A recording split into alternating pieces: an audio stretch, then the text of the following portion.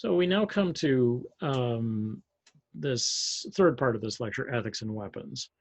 And again, as you can see, I'm sort of using Caisson as an example of this, but I'm also trying to raise issues using Herr that would otherwise would sort of, I'd have to partition them off in little tiny packages of their own, which might get lost in the sort of general picture. But I want you to get the overall image of what's going on here, and overall image of what's going on, remembering that this is mine, and that as they say about the prayer of the gun, you know, this is my narrative. There are many like it, but this one is mine. And so you have to remember that it's yeah, you know, it's informed by all the things that I have taken in and so on. It's not the end of that all. It's the beginning of a bunch of narratives, not the end of them, right? Anyway, so the ethics of methods used to bring about societal change then have to come under scrutiny. It's like, how are you going to bring about societal change if you're going to do such a thing? You know, what are we doing and how are we doing? Are we changing people's minds? Really, how are you doing that? You know, and we're seeing this right now. We're, thank goodness, communities across the United States and in Canada are saying, guns are an absolutely terrible way to change people's minds. The best way to do it is to get in and talk to people and see what they need, and ask them, you know, what their major grievances are, and then address the grievances and say, well, we can do some of this. What part do you want done? You know, and let people actually choose and all of that stuff. So Caisson is an example of how to take a major event and spin it. And for the North Vietnamese, Caisson looked like an incredible mistake on the part of the American military, because it was trying to undo the damage basically done by the superpowers, to the superpowers by the loss of Dien Bien Phu. So it looked as though they were like, well, you know, the North Vietnamese were like, oh, look, they want a replay. You know, well, we'll give them a replay. But to the Americans, it could be sold as a good old-fashioned bludgeoning, where basically, you know, bring the troops into one place. They'll act as a magnet for the Vietnamese, who will foolishly come in, and will hammer them flat until basically there aren't any left. And the problem, part of the problem with this for the Americans, was they couldn't tell how many people they were killing, because the Vietnamese, when they withdrew, as they did on and off through the siege, took their dead with them. So they didn't leave, you know, the supposed thousands of dead bodies that, you know, were in the underbrush, or basically in the jungle. Now, there was an incredible amount of bombing, and there's no doubt about it that people had to die in massive numbers. I mean, you can't survive that kind of pounding just by digging in. The earth itself is just going to become liquid effectively under the bombing. Ethically, though, it was an absolute disaster, because it put the Marines in harm's way. It cost thousands of lives and casualties on both sides. And in the end, for what? A position which, as they say, once the siege was officially lifted, everybody abandoned. And they were like, okay. And I can't remember how many people went on holding Caisson at the end of it. I think it was something like, you know, like 2 squads or something like that. It's not even a full platoon, not even 60 people were left at the site. So all the reasons for the deaths were then suddenly unimportant. So if you say to somebody, you know, well, at least they died for a cause, it's like, well, and this comes up in Full Metal Jacket, you know, what cause was that? And this is what Animal Mother says to Rafterman. He says, well, at least they died for a cause. And Animal Mother says, you know, what cause was that, new guy? And he's like, I don't know, freedom, democracy. And Animal Mother says, you know, flush out your headgear. You know, this is a slaughter. Oh, jeez. So this whole thing about people at home saying, oh, you know, my son, or at least my son or daughter, died for a cause, and this just never stops. I mean, I'm sure as a parent, you don't want to be told that your child, who was just entering essentially the beginning of their adult life, died for somebody's ego, or for some vague imperial whim. You don't want to be hearing that. So it raises the issue then of, well, if they weren't dying for a cause, then what's going on, right? So what is the legality of these meaningless deaths? I mean, nothing was advanced. Everybody just lost. Um, these two armies came together. They leave a lot of, dead and broken bodies, and then withdraw. And neither side is particularly weakened by this encounter, except for, of course, all the dead who have been left in a pile. So the issue of how the war is being pursued then, and what the weapons are, and how just, quote unquote, or legal they were, now we can begin to say, okay, hold on a second. Now this is something that is of particular interest to me. And so I'm going to just spend a little bit of time, not a ton of time, but just a little bit of time on this. I think it's important. I think the weapons we use are important. We don't fight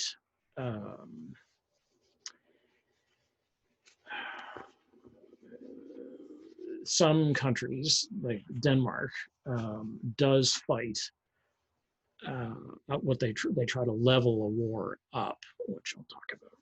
But anyway, this in itself is a huge topic, and again, the kind of thing which can itself be a course. But there's a generally shared sense in the major armies in the countries of the world that some weapons are just too horrendous to use, and they won't be used, they shouldn't be used, and there's either an unspoken agreement that you won't use them, or there actually are treaties, weapons treaties, bans on weapons, like we won't use that. So some weapons that are famous for being banned immediately after World War I, and this is a very interesting issue, was the banning of poison gases. So mustard gas, chlorine gas, phosgene were all banned, and everybody agreed to that. Everybody's like, yep, we're not using gas anymore. And the problem is that if one side uses gas, the other side pretty much has to use gas. Like you got to face a weapon with a weapon, and that's sort of that's the explanation that you're going to be given by a military. Oh, if they use it, we have to use it. You can't counter a nuclear weapon with conventional weapons. You have to counter it with a nuclear weapon. Blah, okay. And there's just, this is not particularly logical. It's just the stated position. I mean, yeah. So the poison gas agreements after World War I are probably some of the most important steps that are taken in the 20th century to move towards saying some weapons are just too bad to be used. And the same thing will come about in the attitudes in militaries to nerve agents and biowarfare, which is often why they become sort of this subject of thriller movies. They've got it, somebody's nerve agent gets loose and they put it in a warhead and it's going to be launched, and the whole city is going to be poisoned. And the reason that these weapons are so terrifying is that they really can't be controlled. If you release a strain of, say, a bioweapon, it could be a virus, for instance. Well, we can see how that just is, good luck controlling that. If you think that you've got an antidote for it, it's like, well, how long is going to be before the community, which is big enough, becomes impervious to the antidote, no longer works, and the virus changes as it's being handed back and forth between a number of different vectors, then comes back in full force, and it's worse than it was before, and so on. So these bioweapons these are biological weapons, right? Are considered to be a bridge too far, I guess, is one of the ways of saying it. And so Herr talks about, like, well, what did they use? He says, we used what was at hand, dropping the greatest volume of explosives in the history of warfare over all the terrain within the 30-mile sector which fanned out from Quezon. Employing saturation bombing techniques, so remember I talked about this, and I will come to it again, where you use these B-52 bombers and you're dropping tons of bombs in every run. We delivered more than 110,000 100,000 tons of bombs. Okay, so if you think about what's 110,000 of something, you know, let's say you win a lottery and you win $100,000. Okay, so what if you won 100,000 tons of bombs? Okay, so $100,000, 100,000 tons. Each ton is basically roughly 2,000 pounds, give or take. So this is 100,000 times 2,000 of bombs. Okay. We delivered more than 110,000 tons of bombs to those hills during the 11-week containment of Khe Sanh. The containment is the attempt to prevent it from being the base from being wiped out and from the Vietnamese basically taking over the whole area.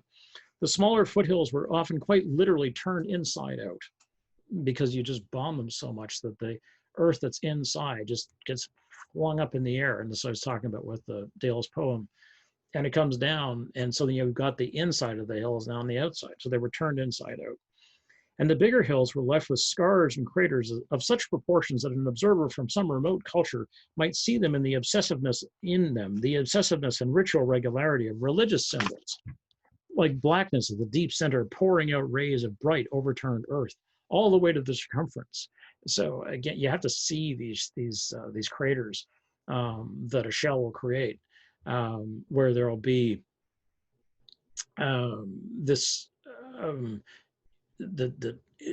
area is just seared black, but the ground has this makes this sort of star-shaped pattern inside because it's flung out this clean earth from the center. So these sort of the startling, they look like pieces of art. This is bizarre.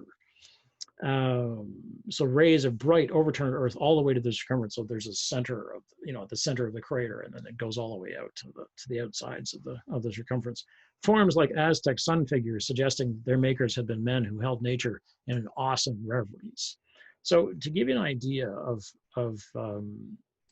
what the heck he's talking about, I put together just a couple of images of these famous Nazca glyphs, as they're called, geoglyphs, which are basically patterns cut in stone lines on the Nazca Plains in the southern part of Peru. And some of you may have been to see them. They're best seen from the air, as you can see here. And they form these incredible patterns. Now, if you get down on the ground is extremely rocky and rough. So it's what you see is a testament to human endeavor. This Nazca images, of which there are a number that they've sort of traced out, and they figured out, like, what are they, have been marred because people have been walking around on the plains and picking up rocks to take them home. It's like, oh, it's a souvenir. Now it's protected. My memory is that it's a UNESCO World Protected Site, I think.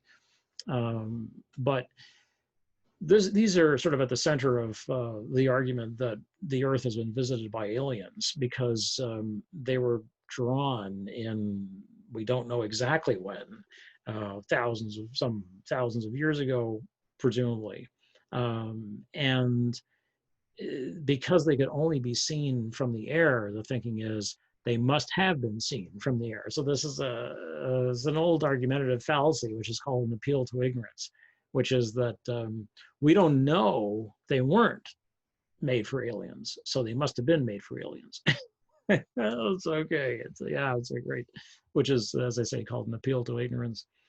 But anyway, these are the kinds of things that that Herr is talking about, right? So to go back, he says forms like Aztec sun figures, that would be these, suggesting that their makers had been men who held nature, capital N, in awesome reverence. So the reason that you would make these forms is because you are indeed talking to the heavens. Whether they're answering you is something else instead.